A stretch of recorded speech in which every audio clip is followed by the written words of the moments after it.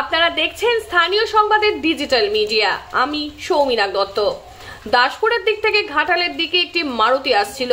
রাস্তার ওপর একটি বাইক আরোহী বাইক নিয়ে রাস্তা পেরোনোর সময় মারুতিটি বাইকে এসে ধাক্কা দেয়। এই মুহূর্তে জেনে নেব এক প্রত্যক্ষদর্শীর থেকে ঘটনাটা ঠিক কি ঘটেছিল। ঘটনাটা হচ্ছে দাসপুরের দিক থেকে ঘাটালের দিকে একটি সুইফট ডিজায়ার মারুতি আসছিল, যথেষ্ট দ্রুত গতিতেই আসছিল। তো সার্ভিসিং সেন্টার সংলগ্ন এলাকায় একটা ক্রসিং আছে, যেটা গোবিন্দপুর থেকে সার্ভিসিং সেন্টার ঘাটালের যে সার্ভিসিং সেন্টার, যেখান থেকে ঘাটালের রাস্তার ডিভাইডারটা শুরু হচ্ছে, হ্যাঁ ঠিক ওই জায়গাটাতে একদম ওখানটাতে। আর তারপর থেকে নিমতলার দিকে তো ডিভাইডার নেই, ওখানটা একটা ক্রসিং মানে আছে, যেটা দেওয়ার নেই কোনো। একজন পার হচ্ছিলেন বাইক নিয়ে। আচ্ছা।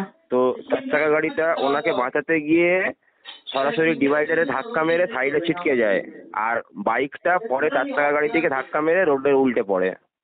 তো হ্যাঁ, ওখান থেকে অসুস্থ ব্যক্তিকে আমরা হাসপাতালে ভর্তি করার ব্যবস্থা করেছি। হাসপাতালে নিয়ে গেছিলেন? ঘাটাল হাসপাতালে ভর্তি করেছি। ওনার মাথায় এবং পায়ে চোট লেগেছে। বলছি যে যিনি আহত হয়েছেন ওনার কি কোনো পরিচয় জানা গেছে? না, ওনার কোনো নাম পরিচয় জানা যায়নি। আচ্ছা, ওই মারুতির এবং বাইকের দুজনেরই একজন করে ছিলেন এবং দুজনেই আহত হয়েছেন, তাই তো? দুজনেই আহত হয়েছেন।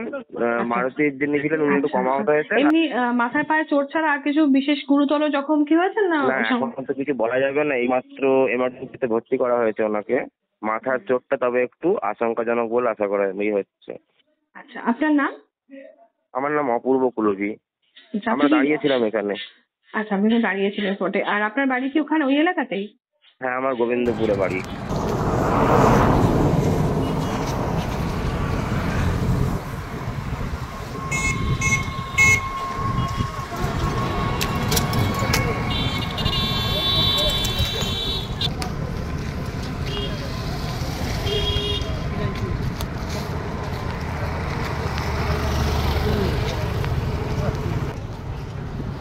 হাওড়ার